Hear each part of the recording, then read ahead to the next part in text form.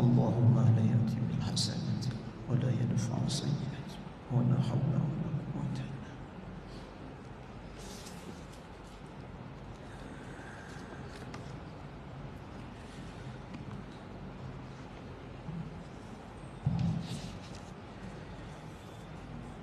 السلام عليكم ورحمة الله وبركاته.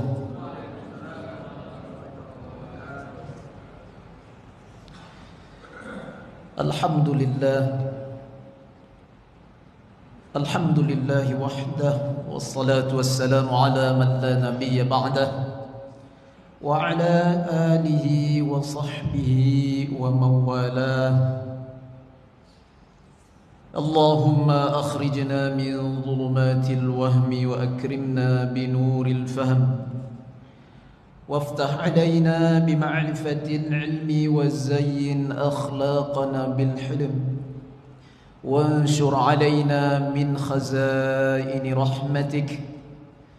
سبحانك لا علم لنا إلا ما علمتنا إنك أنت العليم الحكيم. رب اشرح لي صدري ويسر لي أمري واحلل عقدة من لساني يفقه قولي. اللهم اجعلنا ممن يستمعون القول فيتبعون أحسنه. اللهم لا سهل إلا ما جعلته سهلا وأنت تجعل الحزن إذا شئت سهلا. اللهم إنا نسألك علما نافعا وقلبا خاشعا ورزقا طيبا ونعوذ بك من علم لا ينفع ونفس لا تشبع ودعاء لا يسمع برحمتك يا أرحم الراحمين. Alhamdulillah, kita bersyukur kepada Allah Subhanahu wa taala atas limpahan ni'mah dan kemudahan dari Allah Subhanahu wa taala hingga saat ini kita masih diberikan kesehatan, kesempatan, hidayah dan taufik untuk dapat senantiasa beristiqamah di dalam menjalankan ubudiyah kita kepada Allah Subhanahu wa taala. Alhamdulillah, baru saja kita selesai melaksanakan salat fardu subuh berjamaah, kemudian dapat pula meluangkan waktu sejenak untuk duduk di majlis yang mulia ini, majlisul ilmi, majlis yang dibangga-banggakan oleh Allah Subhanahu wa taala bersama para malaikatnya. Mudah-mudahan setiap langkah kaki dan ayunan tangan, setiap niat dan amal yang salih Bapak Ibu semuanya selalu menjadi nilai yang istimewa, pahala yang berlipat ganda di sisi Allah Subhanahu wa taala. Amin ya rabbal alamin. Bersalawat dan salam tak lupa kita ucapkan kepada junjungan alam, Nabi yang agung, Rasul yang mulia, Baginda Muhammad sallallahu alaihi wasallam, dengan mengucapkan Allahumma salli ala sayyidina Muhammad wa ala ali sayyidina Muhammad.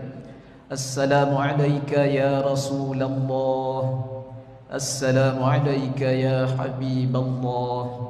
Mudah-mudahan dengan senantiasanya kita bersalawat dan salam kepada beliau serta qudwah dan uswah, mengikuti dan mentauladani sunnah-sunnahnya, insyaAllah kelak kita mendapatkan syafaatnya, yaitu syafaatul uzma, syafaat yang kita nanti-nantikan pada satu hari yang mana tiada seorang nabi pun yang dapat memberikan syafaat kecuali syafaat yang datang melalui baginda Muhammad sallallahu alaihi wasallam.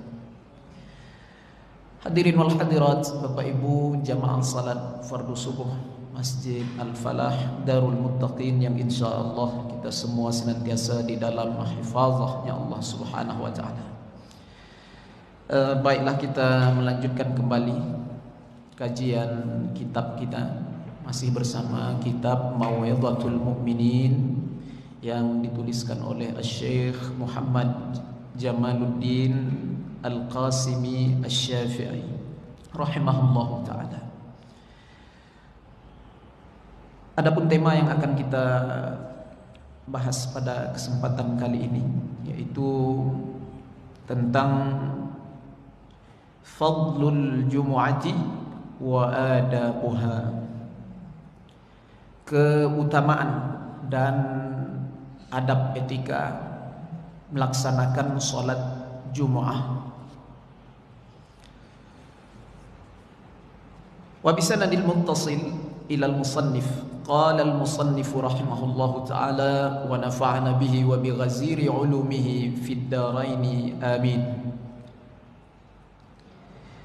I'lam, ketahuilah, anna hadha yawmun 'azimun 'azzamahu Allahu bihil Islam. Ketahuilah sesungguhnya hari Jum'ah ini adalah hari yang agung, di mana Allah Subhanahu wa taala mengagungkan agama Islam dan memberi keistimewaan kepada kaum muslim atau muslimin, ya. Azzamahu Allahu bihil Islam wa khassa bihil muslimin. Jadi hari Jumat ini, Bapak Ibu yang dimuliakan Allah, adalah hari yang agung, yang sangat mulia sekali, di mana Allah Subhanahu wa taala memuliakan, mengagungkan Islam dengan hari Jum'ah ini, karena Jum'ah adalah sayyidul ayyam, penghulu sekalian hari. Wa khassa bihil muslimin, dan diberi keistimewaan, ya, khususnya kepada kaum muslimin di hari Jum'ah ini untuk melaksanakan salat Jum'ah. Jadi adapun kaum muslimat sudah pernah saya singgung sedikit kemarin tentang pembahasannya, ya. Kaum wanita tidak wajib Jum'ah, namun kalau difasilitasi, ya, kalau difasilitasi maka boleh dia menghadiri Jum'ah. Tidak wajib, ya, tapi boleh dia menghadiri Jum'ah itu. Dan kalau dia sudah mengikuti rangkaian Jumat itu, ya, dia mendengarkan khatib berkhutbah, kemudian dia salat Jum'ah 2 rakaat, maka sah salat Jum'ahnya, tak perlu lagi dia mengerjakan zuhur, ya. Nah, sudah gugur zuhurnya itu. Nah, begitu. Begitu pula yang sedang bersafar, kemarin sempat juga saya singgung, ya, yang sedang bersafar di perjalanan, ya, juga tidak wajib bagi mereka mengerjakan Jum'ah. Nah, itu pun di dalam catatan safarnya adalah safar yang mubah. Apa itu safar yang mubah? Yaitu safar yang dibenarkan secara agama. Nah, itu, ya, yakni bukan dikarenakan maksiat.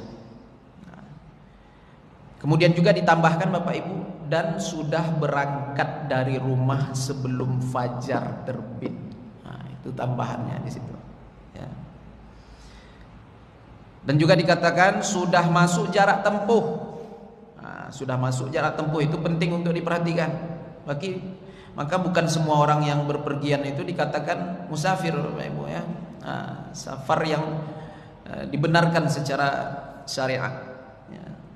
Jadi bukan setiap orang yang berpergian itu dikatakan seorang yang musafir, yang dibenarkan baginya untuk mengqasar, ya, ataupun menjamak, baik itu takhir ataupun taqdim. Nah, itu yaitu jarak tempuh dalam satu pendapat 90 km hingga lebih lah. Banyak juga ikhtilaf, perbedaan pendapat di masalah jarak tempuh ini, Bapak Ibu yang dimuliakan Allah. Di sini saya katakan 90 km hingga lebih, gitu, ya. Kemudian juga yang terlebih penting saya ulangi lagi di sini bahwa safarnya itu bukan dikarenakan maksiat. Nah, itu. Jika safarnya karena maksiat, maka tetap wajib baginya sholat Jum'ah. Nah, tak ada alasan untuk meninggalkan sholat Jum'ah kalau safarnya itu dikarenakan maksiat. Mau kemana? Mau ke Bali katanya, kan. Ngapain? Ya, lihat bule katanya, kan. Nah, itu buat maksiat. Itu kepergiannya buat maksiat. Tak ada alasan untuk meninggalkan Jum'ah. Wajib Jum'ah. Nah, kalau tidak hari Jumat, zuhur berarti, kan. Wajib 4. Tidak boleh dikosor-kosor, tidak boleh dijamak-jamak, baik itu taqdim ataupun takhir.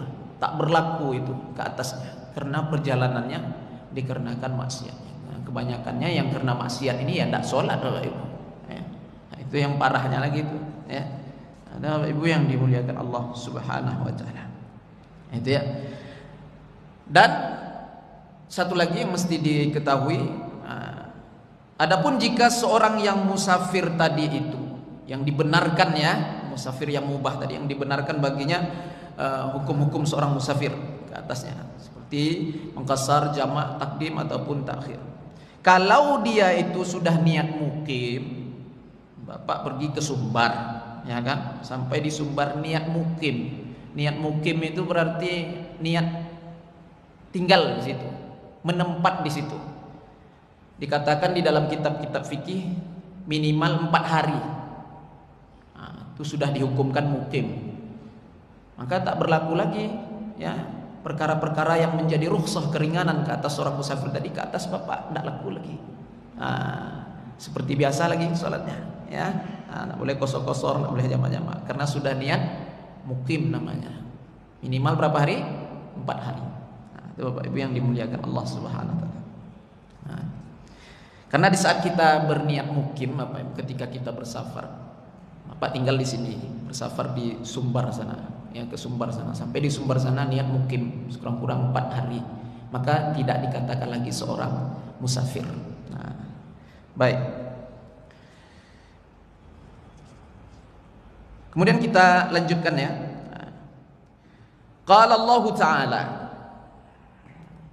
dalam hal ini Allah Subhanahu wa taala berfirman, A'udzu billahi minasy syaithanir rajim. Idza nudiya lis-salati min yaumil jumu'ati fas'au ila dzikrillahi wa dzarul bai'. Ila akhiril ayat. Al-Jumu'ah ayat ke-9. Allah Subhanahu wa taala berfirman, wahai orang-orang yang beriman, apabila diseru untuk menunaikan sholat Jumu'ah, nah, dalam bahasa Arabnya Jumu'ah ya, bukan Jum'ah ya, bukan Jum'at, Jumu'ah. Tak ada satu qiraat pun ya, 10 qiraat, 20 riwayat, tak ada yang membaca dengan sukun mim, semuanya dengan dhammah mim, jumu ya, Jumu'ah. Nah, tengok dalam Quran itu Jumu'ah. Cuman sudah menjadi bahasa keseharian kita. Hari apa? Hari Jumat. Nah, lebih singkat dia, mudah meluncurnya lidah itu kan. Jumat. Nah, itu ya. Jumu'ah. Fas'au, maka bersegeralah. Ini jamak ini, perintahnya jamak ini, bersegeralah. Maka di dalam hal ini juga para ulama menjadikan dalil bahwasanya didirikan Jumat itu sebanyak 40 orang. Ini khusus di dalam mazhab Imam Asy-Syafi'i kita. Ya, nah, ini pendapat yang kuat 40. Karena di sini memerintahkan dengan lafaz jamak amarnya itu. Fas'au, bersegeralah kalian ila dzikrillah, untuk mengingat Allah. Nah, mengingat Allah di situ maksudnya menunaikan sholat Jumu'ah. Wa dzarul bai', dan tinggalkanlah jual beli. Nah, itu perintah juga tuh Pak. Wa dzaru, nah, itu perintah juga tuh, amar, lafaz amar, jamak, lil jamak. Nah, dan tinggalkanlah olehmu al-bai'a, akan jual beli. Apa maknanya? Ya. Di dalam kitab ini dikatakan faharrama listighala bi umurid dunya wa bi kulli sarifin 'anis sa'i. Ya. Maka diharamkan, haram dikatakan di dalam kitab ini Bapak Ibu, al-istighal, yaitu sibuk melakukan perkara duniawi, al-istighali bi umurid dunia. Di saat azan berkumandang ya, azan untuk salat Jumat ya, faharrama al-istighal, maka haram hukumnya ya, masih tetap sibuk di dalam urusan-urusan keduniaan. Nah, Ini Bapak Ibu yang dimuliakan Allah. Wa bi kulli sarifin 'anis sa'i ilal jumu'ah. Dan juga diharamkan segala perkara yang dapat memalingkan seseorang itu dari menuju salat Jumat, dari berangkat menuju salat Jumat. Haram itu. Kau usahakanlah berpagi-pagi sedikit sunnahnya itu. Nanti ada dibahas ya masalah berpagi-pagi itu. Baik. Kemudian Bapak Ibu yang dimuliakan oleh Allah Subhanahu wa taala, Rasulullah sallallahu alaihi wasallam juga bersabda ya tentang kemuliaan hari Jumat ini. Khairu yaumin tala'at alaihi syamsu yaumul jumu'ati. Rasulullah sallallahu alaihi wasallam bersabda, hari yang terbaik ya, hari terbaik saat terbitnya matahari adalah hari Jumat. Ini hari ini Bapak Ibu ya, beruntung Bapak Ibu. Bapak Ibu sambut terbitnya matahari itu dengan duduk di majelis ilmu, itu lebih afdal ya. Nah, itu lebih afdal, lebih sempurna. Nah, mudah-mudahan Allah terima semua amal kebaikan kita insyaallah. Nah, baik.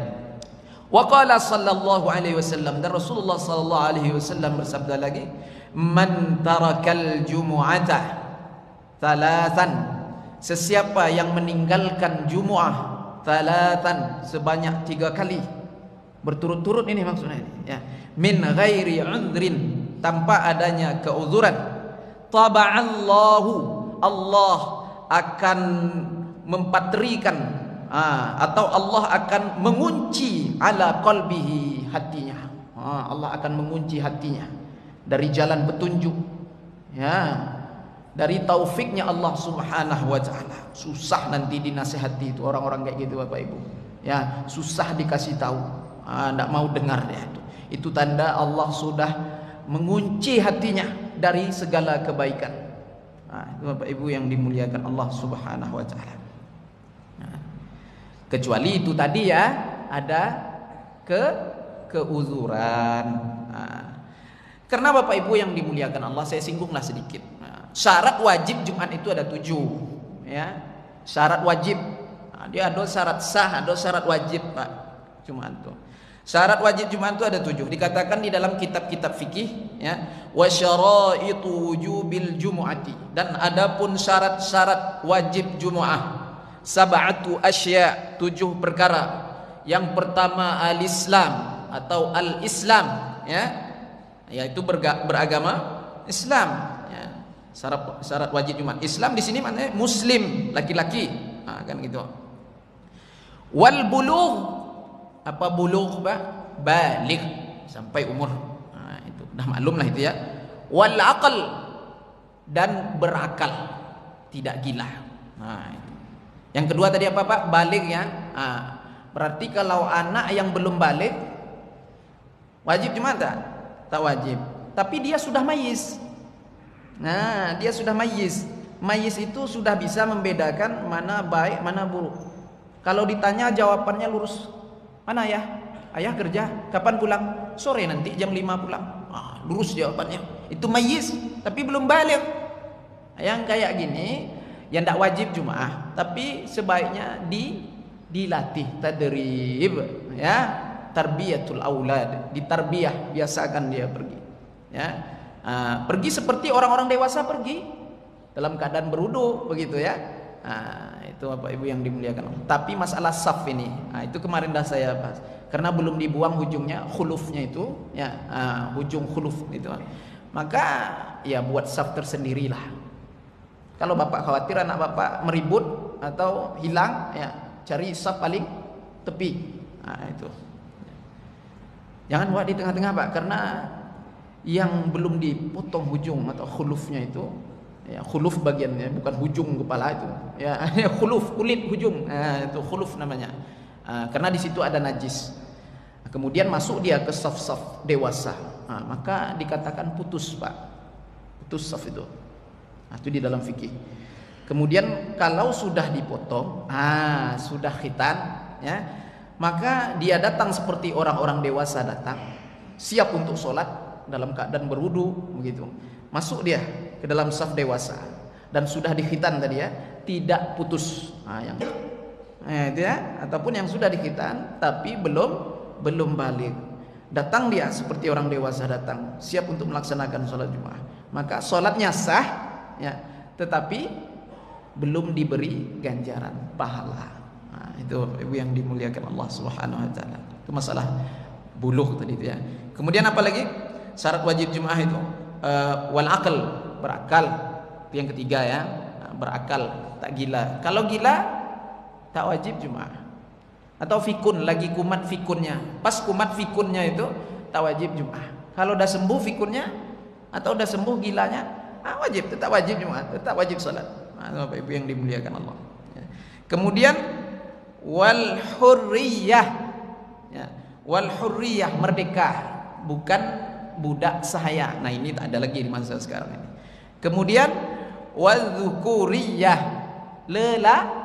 lelaki, betul-betul lelaki ya, sejati. Bapak Ibu, itu wadzukuriyah. Nah, yang keberapa itu Pak? 1, 2, 3, 4, 5. Wadzukuriyah itu syarat wajib Jumat yang kelima. Adapun kemarin sudah saya singgung juga sedikit masalah khunsa. Masih ingat Bapak Ibu? Khunsa, orang yang berkelamin dua ya. Entah apa bahasa medisnya, ada atau bahasa istilah medisnya Bapak Ibu ya. Iya Pak ya, itu berkelamin dua, laki-laki ada di dia, perempuan ada di dia. Biasanya yang kayak gini Bapak Ibu, yang laki-lakinya tuh kurang nampak, agak menyondok dia, sembunyi dia. Maaf batangnya itu agak sembunyi, kebanyakannya sih ya. Tapi kalau berbentuk kedua-duanya, itu gimana caranya Bapak Ibu yang dimuliakan Allah? Ini yang dibilang khunsa nih Bapak Ibu ya. Khunsa, berkelamin ganda ya. Maka dilihat daripada apa kemarin sudah saya sampaikan, tabi'ah ya. Tabi'ah itu bahasa Arab Pak, dan sudah menjadi bahasa keseharian kita, tabiat ya kan. Itu bahasa Arab, tabi'ah ya, kebiasaannya dan kecenderungannya. Itu Bapak Ibu, lebih kemana kira-kira kebiasaannya itu? Cara berpakaiannya, ya cara ngomongnya, pergaulannya itu cenderung kemana begitu? Ya. Kemudian kecenderungan alat kelamin, Pak. Ini yang belum sempat saya sampaikan kemarin. Ini saya minta maaf, tertinggal. Ya, kecenderungan alat kelamin itu lebih fungsi kemana gitu loh. Itu sebagian ulama membahas seperti itu, Pak, untuk menentukannya itu laki-laki atau perempuan kan itu. Jadi kalau haid dia berarti kecenderungan alat kelaminnya itu ke perempuan ya. Datang bulan dia Bapak Ibu, berarti dihukumkanlah perempuan. Walaupun ada kelamin lelaki padanya, dia tidak wajib Jumaah. Itu karena dihukumkan perempuan. Maka softnya di mana? Kemarin dah saya bahas, gabung di soft perempuan. Itu banyak tuh Pak. Perinciannya dari ulama, dilihat dari tabiat, bentuk tubuh badannya. Itu dah maklum lah ya, tidak perlu saya banyak lebarkan di situ. Itu Bapak Ibu. Kemudian kalau kecenderungan alat kelaminnya itu ke lelaki, dia punya kelamin wanita tapi tak haid ya, lebih fungsi yang laki-laki. Ya, pandai sendirilah Bapak Ibu ya memahaminya ya, tak perlu saya panjang lebarkan. Lebih cenderung ke lelaki begitu, cara berpakaian apa segala macamnya lah ya, tabiatnya itu ya, baik. Maka dihukumkan lelaki dia, walaupun ada kelamin perempuan padanya ya, dia wajib Jumaah dan bergabung di saf para lelaki begitu Bapak Ibu yang dimuliakan Allah ya. Itu yang kelima itu ya, syarat wajib Jumaah. Kemudian yang selanjutnya yang keenam, as-sihhah, sehat. Sehat dia, tidak sakit. Kalau sakit tentunya sakit berat ya Bapak Ibu ya, sakit yang dibenarkan untuk dia meninggalkan Jumaah itu atau berjamaah itu. Itu Bapak Ibu yang dimuliakan Allah Subhanahu wa taala ya. Kemudian selanjutnya walistiton, ini yang ketujuh. Ini yang ketujuh, syarat wajib Jumat yang ketujuh, walistiton, yaitu berada di pemukimannya. Dalam arti kata tidak dalam keadaan di perjalanan safar. Itu istiton itu ya.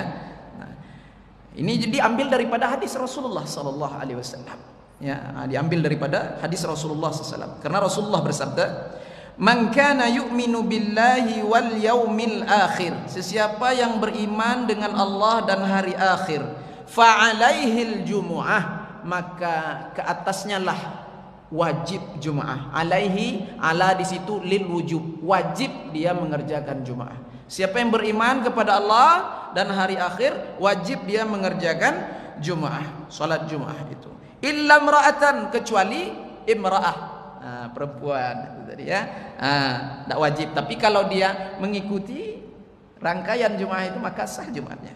Ya. Wa musafiran, dan musafir itu sudah saya bahas juga tadi, tidak wajib Jumaah. Wa abdan, ya, kemudian hamba sahaya tidak wajib Jumaah. Wa maridon, dan yang sakit tidak wajib Jumaah. Ya, sakit apa? Itu tadi sakit yang dibenarkan ya di dalam syariat untuk dia meninggalkan sholat Jumaah itu.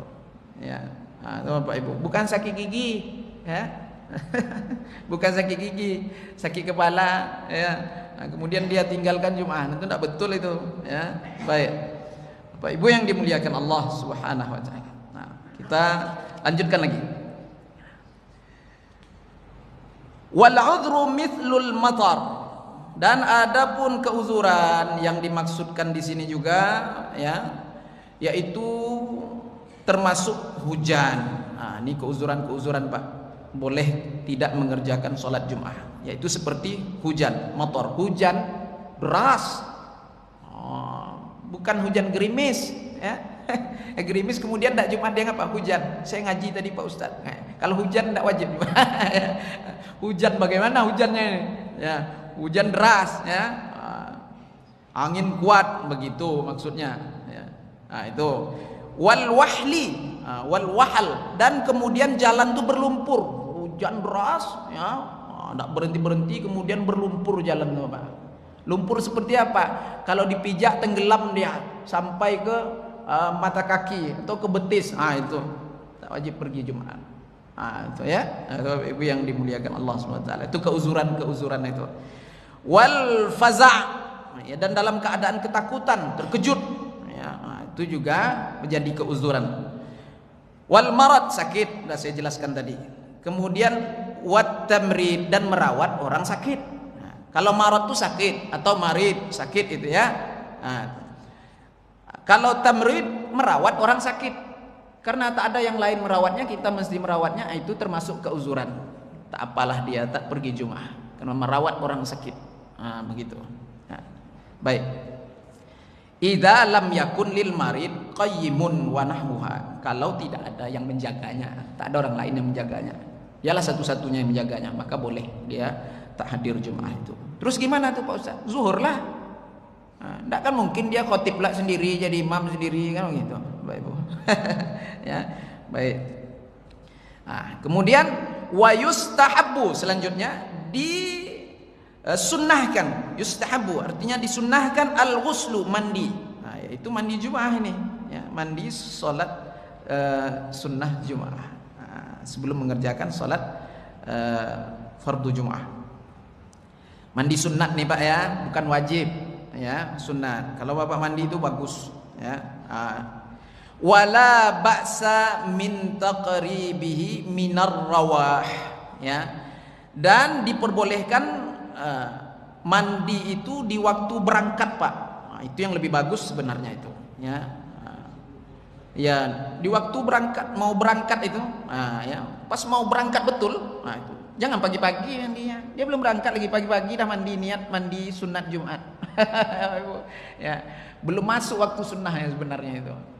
Waktu mau pergi itu, sebelum pergi, dekatkan waktunya sedikit. Ya, artinya lah siap Bapak mandi itu, Bapak siap untuk berangkat lagi, kan gitu. Ndak duduk ngopi lagi dong. Ya, ndak duduk ngopi, minum apa segala macam, ndak. Pokoknya siap mandi itu siap untuk berangkat langsung. Untuk apa? Supaya apa? Liyakuna aqraba ahdan bin nazafah. Ya, agar lebih dekat dengan pelaksanaan sholatnya, begitu. Jadi dah sampai ke masjid, dalam pelaksanaan sholat tuh badan masih segar, masih wangi, kan begitu. Ini pagi mandi, ya kan? Pagi dah mandi, Nanti mau pergi nak mandi lagi, sampai masjid masam bau lagi, Bapak Ibu yang dimuliakan Allah. Nah itu, ya. Wa yustahabbu, dan disunnahkan lagi fihi, di hari Jumat itu, akhzus syar, yaitu motong rambut, cukur rambut, atau bahasa lebih spesifiknya lagi bulu-bulu, atau bulu ketek, ketiak, apa segala macam. Kalau disebutkan nanti seram pula kedengarannya, Bapak Ibu. Ya, nah itu akhzus syar.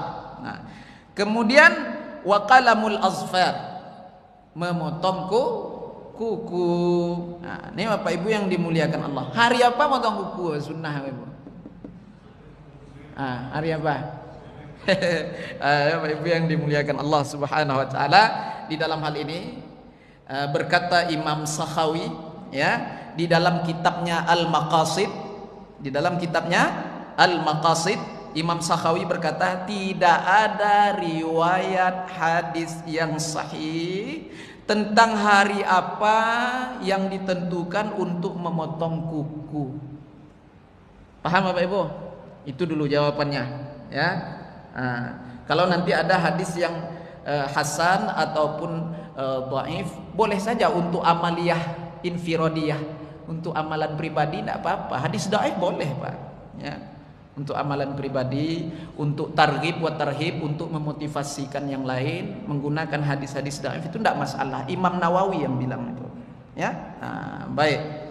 Jadi Imam Sakhawi di dalam kitab beliau Al-Maqasid mengatakan tidak ada riwayat yang sahih tentang hari apa yang ditentukan untuk memotong kuku itu secara khusus, tak ada, ya. Namun ini Bapak ingat nih, garis bawahi, namun Imam An-Nawawi rahimahullahu taala, muhakkik terbesar di dalam mazhab Imam Asy-Syafi'i, ya, beliau mengatakan, tentunya di dalam kitabnya Al-Majmu', ya Bapak Ibu yang dimuliakan Allah Subhanahu wa taala, Majmu' Syarah Muhazzab, ya, tak ada yang tak tahu dengan kitab itu.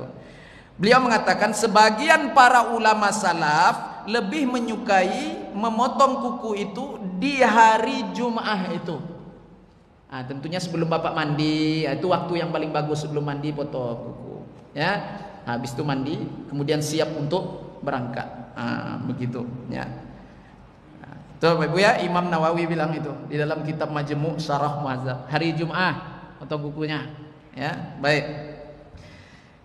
Kemudian wa qassus syaribi, dan mencukur atau merapikan kumis. Masalah kumis ini Bapak Ibu, sunnahnya ini ada dua, ya. Boleh dicukur licin, ya, cukur habis, boleh dirapikan sekedar batas bibir. Paham Bapak Ibu batas bibir kan? Ya, yang di atas nih, batas bibir atas nih. Nih. Dirapikannya di atas itu. Boleh. Termasuk juga di dalam kesunahan itu. Cukur habis, bagus juga. Dua-dua itu betul tuh. Ya. Yang tidak boleh tuh melewati batas bibir, sampai masuk ke dalam bibir, sampai masuk ke dalam mulut. Tidak ada potong-potongnya, itu bakteri, kuman, racun tuh. Ya. Makanya setidak-tidaknya sebatas garis bibir atas ini Bapak Ibu, kan ada garis Bapak Ibu. Itu jangan lebih ke dalam, tidak boleh. Makruh, karena dapat menyebabkan bakteri masuk ke dalam badan. Dia nyangkut-nyangkut di situ. Kita minum atau bawalah dia sama air tadi masuk ke dalam Bapak Ibu. Itulah bahasanya seperti itu Bapak Ibu, ya. Kemudian wa tatayyibur raihah, kemudian memakai wangi-wangian, tuh Bapak Ibu, memakai wangi-wangian. Wa lubsu ahsanith thiyab, kemudian memakai pakaian yang terbaik. Kalau bisa putih, kalau tidak ada yang putih, yang terbaik. Itu Bapak Ibu. Tak mesti memaksakan yang putih. Kalau ada putih itu bagus, afdal, ya. Kalau tak ada, yang terbaik. Walaupun tak baru, kan begitu. Ya udah disetrika, pokoknya yang terbaik lah, ya. Jangan krimot-krimot, kusut-kusut bawa salat Jumat Bapak Ibu, ya. Tuh. Ya sebaiknya ya gamis, koko gitulah, ya. Yang lebih bagus lagi gamis, koko gitu. Yang pakai baju tengkorak pula salat Jumat. 5 waktu pun sama itu. Kita afdolnya memang ketika sholat ini memakai pakaian yang warna putih Bapak Ibu. Sholat 5 waktu itu putih atau yang terbaik lah menurut kita. Intinya jangan bernajis. Itu lebih utama lagi itu Bapak Ibu perhatikan. Maka waktu melondri itu betul-betul perhatikan, jangan melondri sama Cino. Dia tidak ngerti itu syariat mengajarkan cara mencuci pakaian seperti apa, ya tidak ngerti lah dia bukan orang Islam. Melondri Bapak di situ, najis masih melekat di pakaian Bapak. Maka kemarin sudah sempat saya bahas masalah pakaian ini. Ini banyak saya selip-selipkan nih Bapak Ibu, ya. Ini dah saya tambah-tambah ini. Maka ketika mencuci pakaian itu, walaupun pakaiannya dicampur dengan pakaian anak-anak, ya, maka masuk pakaian itu di dalam wadah mesin cuci itu, masukkan air. Jangan kasih rinso sabun dulu, masukkan air, tenggelamkan pakaian tuh. Kalau perlu diobok-obok sedikit, itu pakai tangan. Dah, kemudian buka airnya, keluarkan itu air itu. Itu kan dah kita masukkan tadi itu air mutlak namanya, tahirun fi nafsi, suci pada dirinya, wa mutahhirun li ghairihi, dan mampu dia mensucikan yang lain, ghairu makruhin isti'maluh, dan tak makruh digunakan. Itu air mutlak. Itulah tadi kita masukkan. Tapi kalau sudah ada rinso menunggu di dalam baru kita masukkan air tadi, maka tidak mutlak lagi dia. Tidak bisa dia mengangkat najis, membersihkan najis itu. Paham Bapak Ibu? Itu. Maka jangan kasih sabun dulu, masukkan air itu dulu, ya, masukkan air itu dulu, air mutlak tadi itu, ya, penuh tenggelam dia, kacau-kacau sedikit pakai tangan, keluarkan air.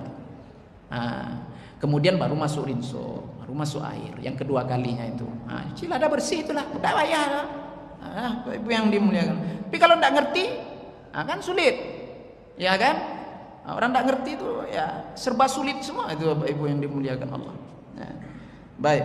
Orang berilmu ini mudah Bapak Ibu, mudah. Jangan Bapak Ibu sangka orang berilmu itu mempersulit tidak. Justru dengan ilmu itu mempermudah Bapak Ibu. Ada jalan keluar. Fikih itu mengajarkan kita jalan keluar, solusi. Itu baik. Bapak Ibu yang dimuliakan Allah Subhanahu wa taala. Itu ya.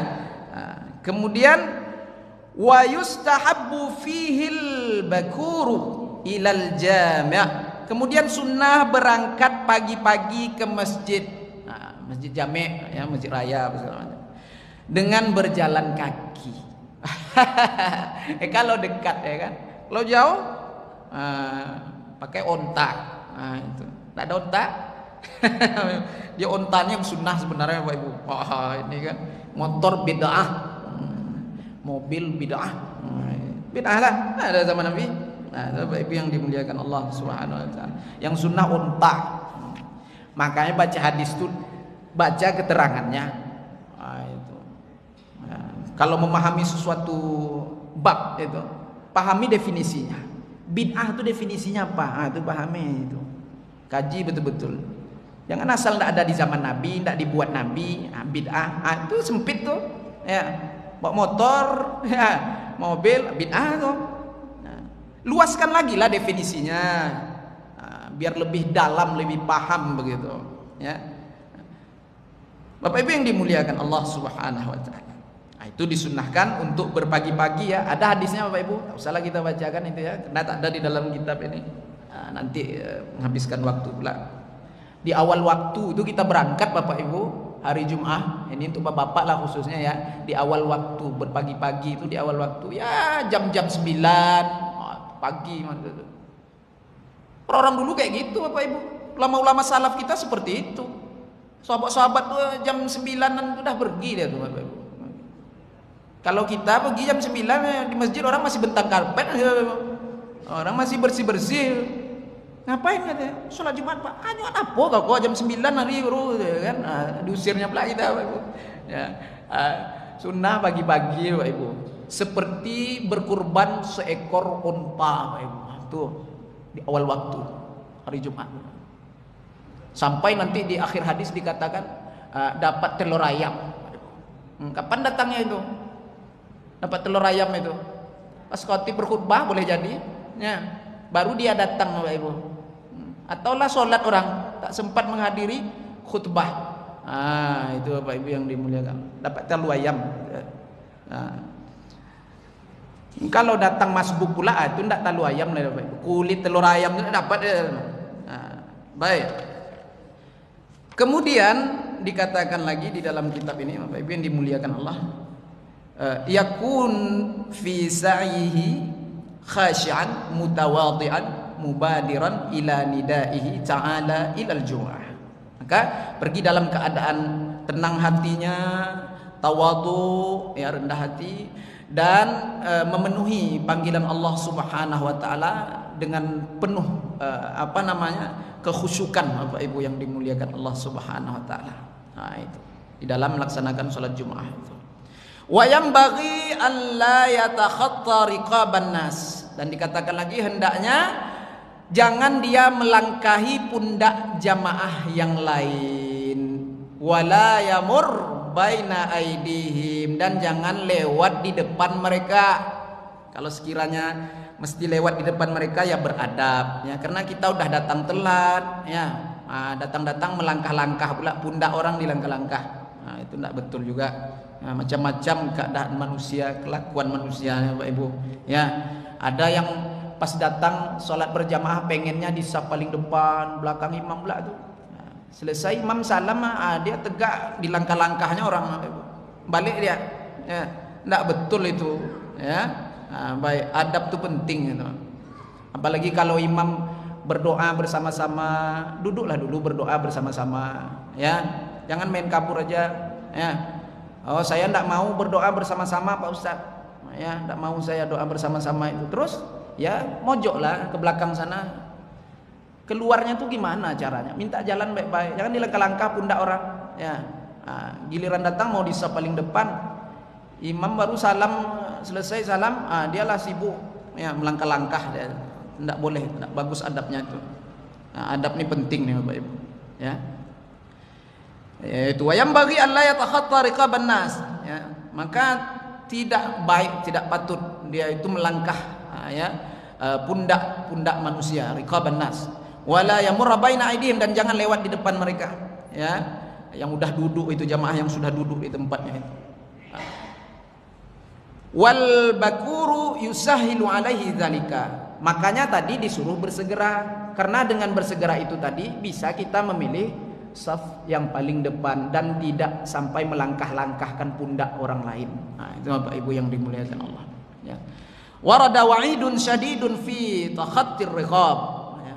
Kemudian ada di dalam hadis yang sangat mengancam Bapak Ibu, mencela terhadap perbuatan orang-orang yang melangkahi pundak orang lain ketika mau mencari tempat duduk saf itu.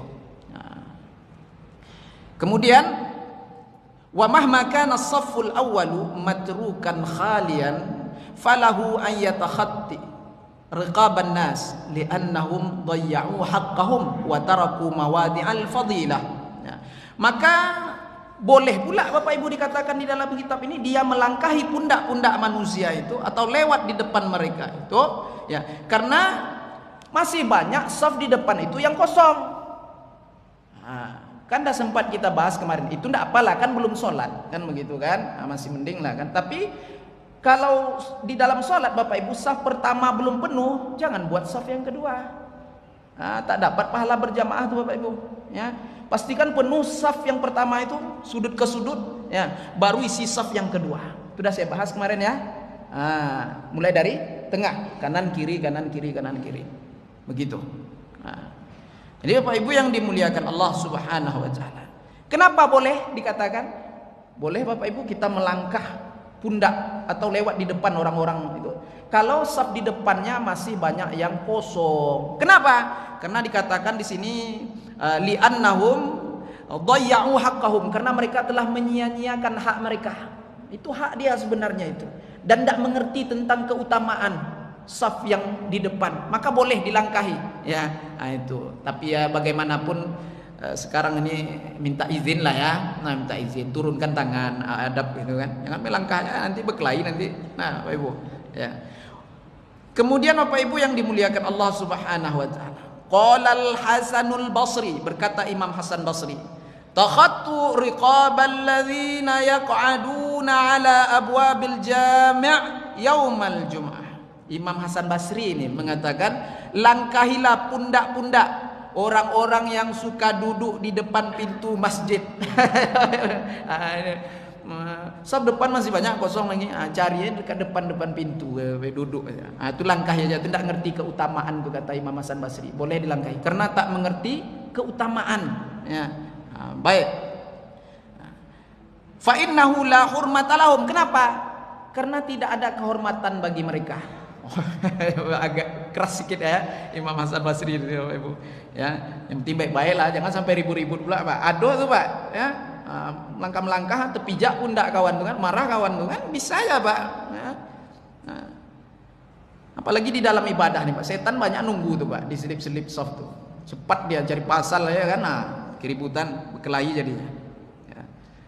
Kemudian wa idza dakhalal masjida, dan apabila dia telah memasuki masjid, ini di hari Jumat nih Pak pembahasan ini, falyarka raka'atain, maka hendaklah dia ruku 2 rakaat. Apa artinya? Salat 2 rakaat.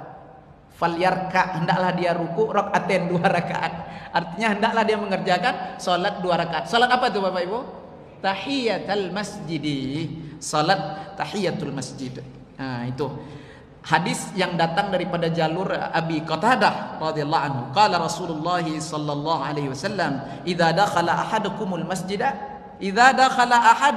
masjida, apabila kalian telah memasuki masjid, falyusalli raka'atain, maka hendaklah dia salat 2 rakaat terlebih dahulu. Qabla ay yajlisa, sebelum dia duduk."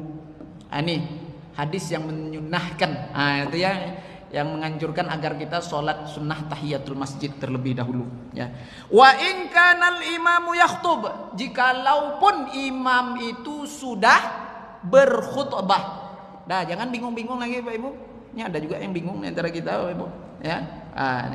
Jadi sekali lagi saya katakan hadis yang dibacakan tadi itu ya menyatakan kesunahan mengerjakan sholat tahiyatul masjid ya. Permasalahannya di sini kalau di hari Jumat Bapak Ibu.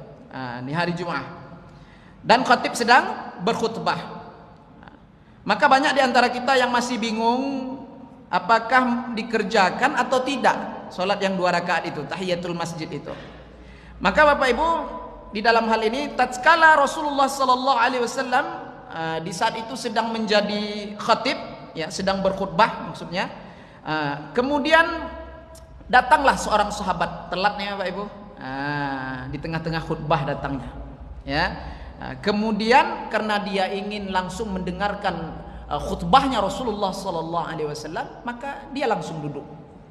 Itu karena dia ingin mendapatkan keutamaan, ingin langsung mendengarkan khutbahnya Rasulullah, langsung dia duduk, tidak pakai sholat ya, tidak pakai sholat. Kemudian Bapak Ibu, apa kata Rasulullah? Rasulullah langsung memerintahkan kepadanya, salli,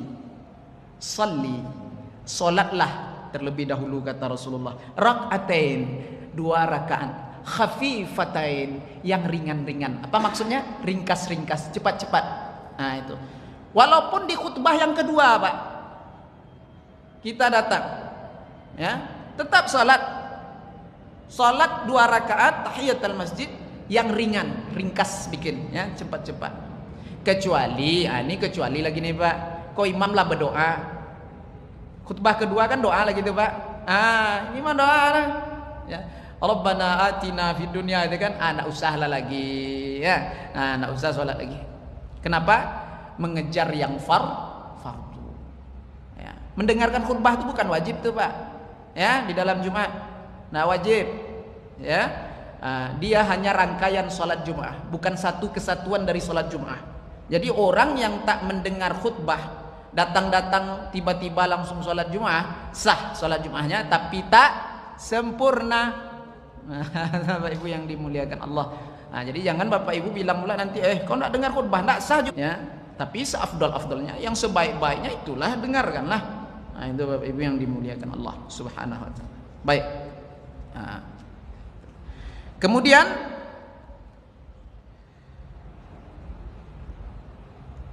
di dalam kitab ini lagi dikatakan wala yamurru baina yadayin nas, dan janganlah dia lewat di depan manusia itu, bal yajlisu ila aqrabi ustuwanah. Ini masalahnya kalau di depan sudah penuh, dia baru masuk, jangan melangkah-langkah, jangan cari juga tempat lagi, nampak dah padat dah, di mana ada tempat di situ duduk. Kalau bisa cari di dekat-dekat tiang ya, atau dinding, begitu ya. Supaya apa? Hatta la yamurru baina yadai, supaya tak ada orang yang melintas-lintas di depannya. Nah, kalau di masa Nabi dulu kan dinding masjid itu ada Bapak Ibu, ya, ada dinding masjid, kita buka aja, ya, atap pun dari pelepah-pelepah kurma, ya. Ani, yaitu yang aku maksudkan, kata tuan kitab ini, musannif mengatakan, ya, ani, yang saya maksudkan ialah lewat di depan orang yang sholat, jangan lewat di depan orang yang sholat. Nah itu Bapak Ibu yang dimuliakan Allah. Fa inna dzalika manhiyun, karena bahwasanya yang demikian itu manhiyun, dilarang. Nah, tidak boleh, itu dilarang oleh Rasulullah sallallahu alaihi wasallam. Wa man ijtaza bihi, sesiapa yang melintas di depan orang yang sholat, fayam bagi ayyadfa'ahu, maka mestilah dia, sepatutnya dia mencegahnya.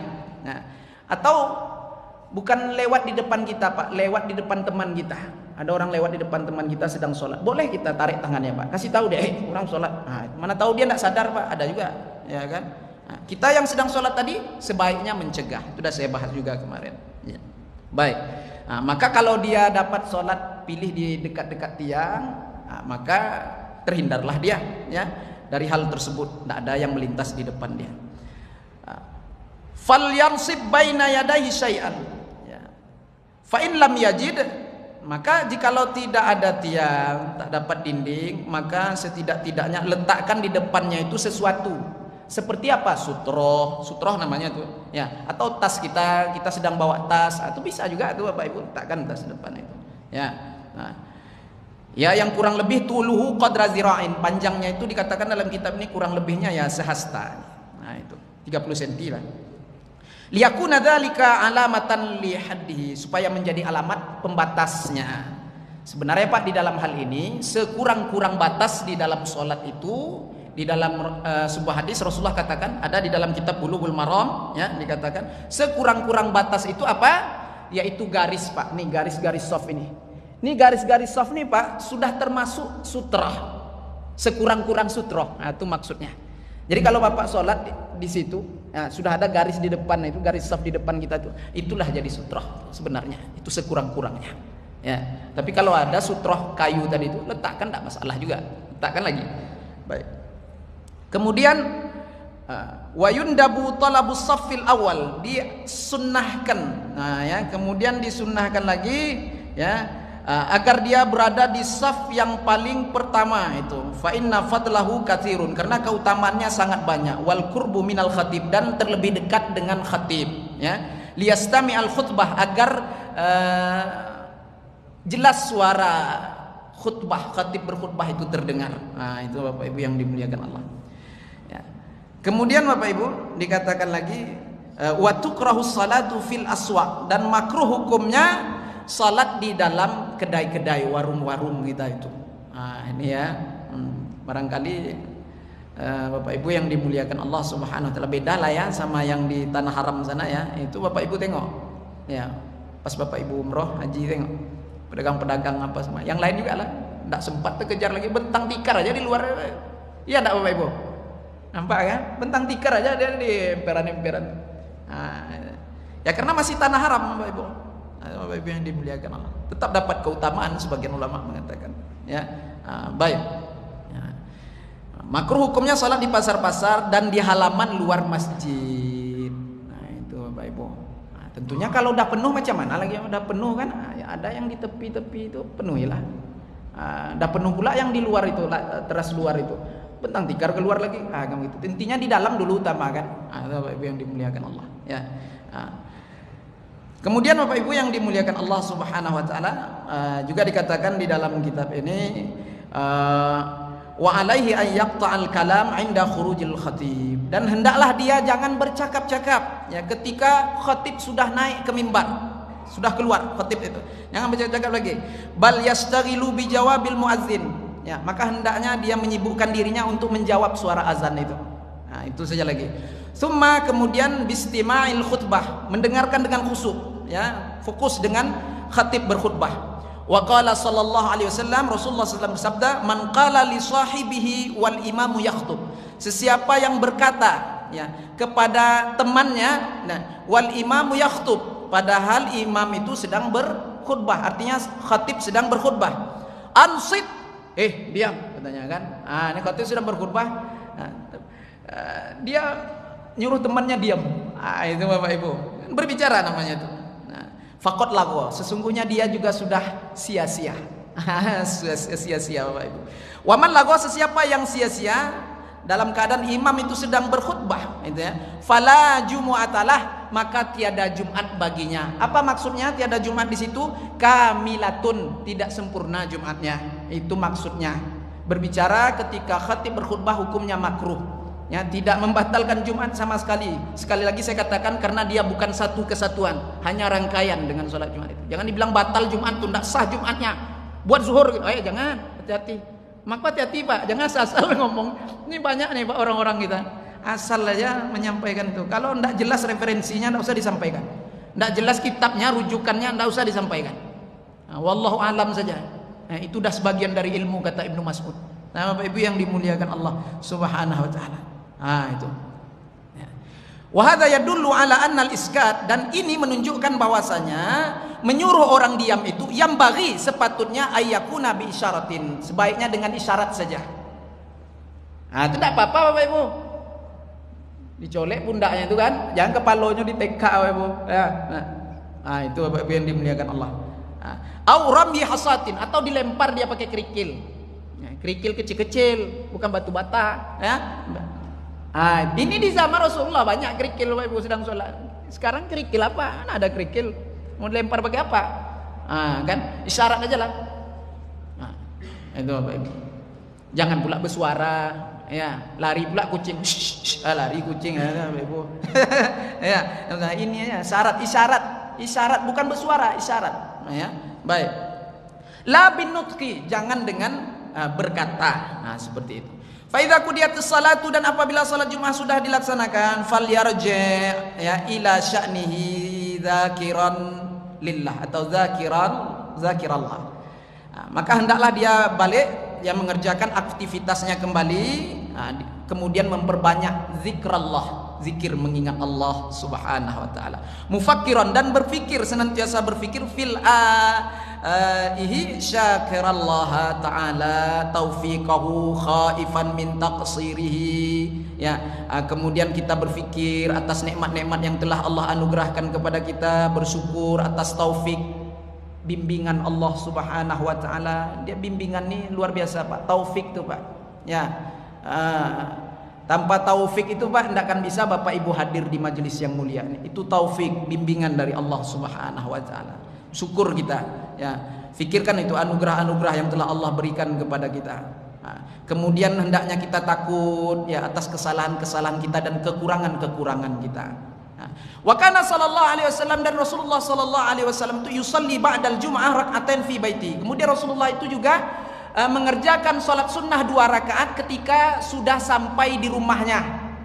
Bapak Ibu, balik sholat Jumat sampai ke rumah, sholat sunnah 2 rakaat.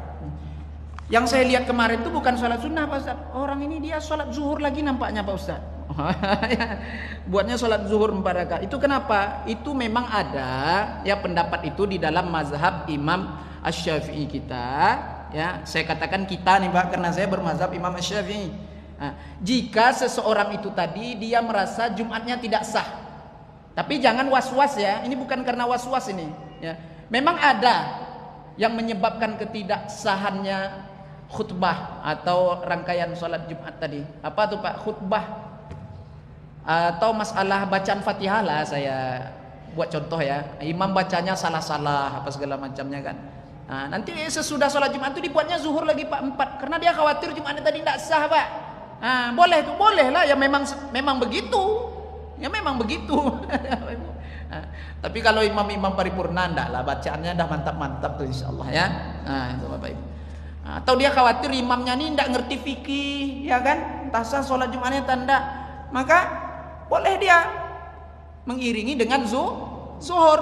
Itu Bapak Ibu yang dimuliakan Allah Subhanahu. Itu ada sebab-sebabnya, Pak. Baik.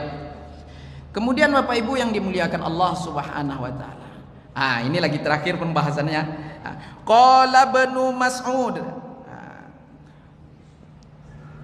Qala Ibnu Mas'ud. Kita potong langsung di sini Pak ya, karena waktu kita terbatas ini. Wa yustahabbu ayyuksiras salata ala Rasulillah sallallahu alaihi wasallam. Kemudian juga dikatakan sunnah memperbanyak salawat kepada Nabi Muhammad SAW di hari Jumat itu. Fi hadzal yaumi wa fi lailatihi, dan pada malamnya, malam Jumat. Wa ayatasaddaqa, dan memperbanyak sedekah fihi pada hari Jumat itu, illa ala man sa'ala, kecuali kepada orang yang meminta-minta padahal khatib sedang berkhutbah. Ini Bapak Ibu yang dimuliakan Allah. Nih tengok nih ya. Saya ulang lagi ya. Nanti ada perkataan Ibnu Mas'ud tentang itu Bapak Ibu. Jadi ulama itu ada apa? Ada dalil semua Bapak Ibu. Ya, tidak sembarangan di dalam mengatakan hukum itu. Ya, tengok di sini beliau katakan, tuan kitab ini memperbanyak sholawat sunnah hukumnya di hari Jumat, ya, sedekah, ya. Kemudian kecuali jangan bersedekah kepada orang-orang yang meminta. Nah, itu jangan diberikan kepada orang yang meminta-minta padahal khatib sedang berkhutbah. Nah, ini Bapak Ibu yang dimuliakan Allah. Masalah bakul kota infak itu ya. Kalau khatib sedang berkhutbah, usahakanlah jangan dijalankan. Sebelum itulah sepakat kita dulu dalam jamaah itu, ya di masjid kita itu sepakat dulu, musyawarah dulu. Nah, ini kadang ada pula yang menjalankan tuh Pak, dia tidak tahu karena belum ada kesepakatan, belum ada musyawarah kan itu. Jadi musyawarah, khatib berkhutbah jangan dijalankan kotak amal, kotak infak itu. Nah, kenapa? Mengganggu tuh Pak. Belum lagi bunyi roda atau mengganggu dia Pak. Tidak fokus, tidak khusyuk orang mendengarkan khutbah itu Bapak. Padahal kita dituntut untuk khusyuk, tawajuh mendengarkan khutbah itu. Nah, itu Bapak Ibu yang dimuliakan Allah. Ya, qala Ibnu Mas'ud. Ini dalilnya.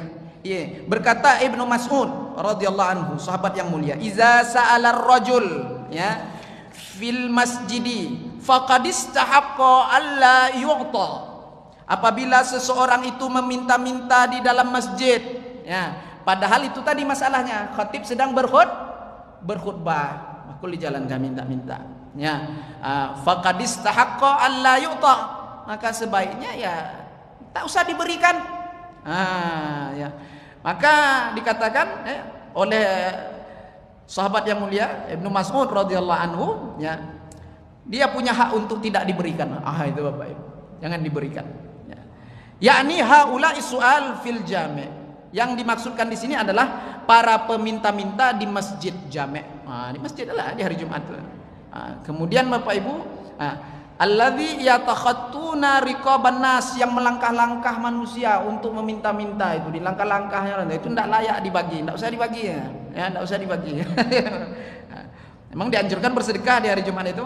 Kalau sudah bertepatan di hari Jumat, ya, ketika khatib sedang berkhutbah, maka ada orang minta-minta melangkah-langkah itu, tidak usah dibagi kata Ibnu Mas'ud, ya. Illa ayas ala qaiman, kecuali dia meminta itu tegak berdiri, diam aja itu, pegang bakul gini, boleh? Bapak Ibu, kalau melangkah-langkah jangan dibagi. Itu mengganggu tuh, mengganggu semua tuh Pak, sama bunyi kotak amal itu. Melangkah-langkah ini bisa mengganggu karena khatib sedang berkhutbah. Nah, Bapak Ibu yang dimuliakan Allah Subhanahu wa taala. Ini penting untuk kita ketahui, ya. Wa kariha ba'dus salaf, dan sebagian ulama salaf memakruhkan, ya, syira al-ma, membeli air fil masjid, di masjid. Ini Bapak Ibu, ya, dari tukang penjual air itu, baik untuk diminum ataupun persiapan. Itu liyasrabahu au yasbilahu, baik untuk diminum ataupun untuk persiapan, tidak boleh. Hatta la yakuna mubta'an fil masjid, supaya jangan terjadi yang namanya jual beli di dalam masjid. Fa innal bai'a, sesungguhnya jual beli di dalam masjid itu, ya, makruhun. Fa innal bai'a wasyara, ya, fil masjidi makruhun, makruh hukumnya. Berjual beli di masjid itu.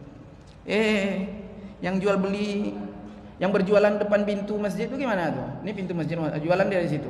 Itu masih masjid enggak? Yang di luar itu, teras luar itu. Imam Ibnu Hajar mengatakan masih termasuk masjid. Imam Ibnu Hajar mengatakan masih termasuk masjid. Maka jangan berjualan di situ, itu yang lebih baik. Walaupun memang ada perbedaan pendapat di situ. Ada yang mengatakan sudah tidak termasuk masjid, ya. Imam Ibnu Hajar, ya, mengatakan masih termasuk masjid.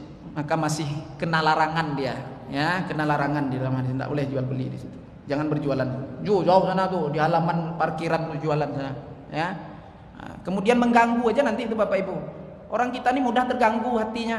Tengoknya kan minyak wangi, ya, kasturi putih, misik putih, ya kan. bingung dia kan, tidak jadi dia beli lah. Nanti aja lah habis sholat dia. Sholat dia teringat-ingat itu. Yang mana tadi? Itu bisa jadi itu. Jangan mengganggu jadinya yang jual itu. Banyak perkara, banyak hal Bapak Ibu yang mesti dijaga. Ini Bapak Ibu yang dimuliakan Allah Subhanahu wa taala. Ya. Kemudian yang terakhir ini ya, yang terakhir, wa yambaghi ayyazida fil jumu'ah fi anwa'i khairati. Dan sebaiknya lah dia memperbanyak di hari Jumat itu amal kebaikan. Fa innallaha subhanahu, sungguhnya Allah Subhanahu wa taala idza ahabba 'abdan ista'malahu fil awqatil fadilati bi fawadilil a'mal. Ini Bapak Ibu, tengok rahasia. Ini rahasia nih Bapak Ibu. Karena sungguh Allah Subhanahu wa taala ketika Allah mencintai seseorang hambanya, maka Allah akan memudahkannya, ya, hambanya tersebut untuk melaksanakan amal-amal yang utama pada waktu-waktu yang diutamakan. Itu tanda Allah cinta kepada seorang hamba itu. Allah mudahkan ke arah situ dia. Ini Bapak Ibu yang dimuliakan Allah Subhanahu wa taala. Kalau sering masbuk sholat itu Allah belum cinta Bapak Ibu. Ya, tapi di awal waktu datangnya ya sempat terus takbiratul ihram, itu tanda Allah cinta. Allah mudahkan dia untuk melakukan amal-amal yang utama pada waktu-waktu yang diutamakan. Itu salah satu alamat tanda Allah mencintai seorang hamba itu.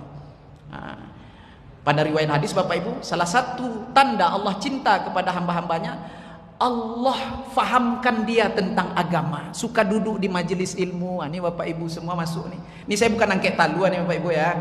Ini Bapak Ibu masuk semua nih. Yang suka duduk di majelis ilmu, duduk di majelis taklim, termasuk salah satu daripada alamat orang-orang yang dicintai oleh Allah Subhanahu wa taala. Insyaallah. Amin ya rabbal alamin. Habis Bapak Ibu. Karena saya lanjutkan hampir jam 7. Kalau enggak selesai nanti lanjut sambung-sambung, enggak enak lagi Bapak Ibu. Nanti pekan depan lain pula temanya lagi kan itu. Beda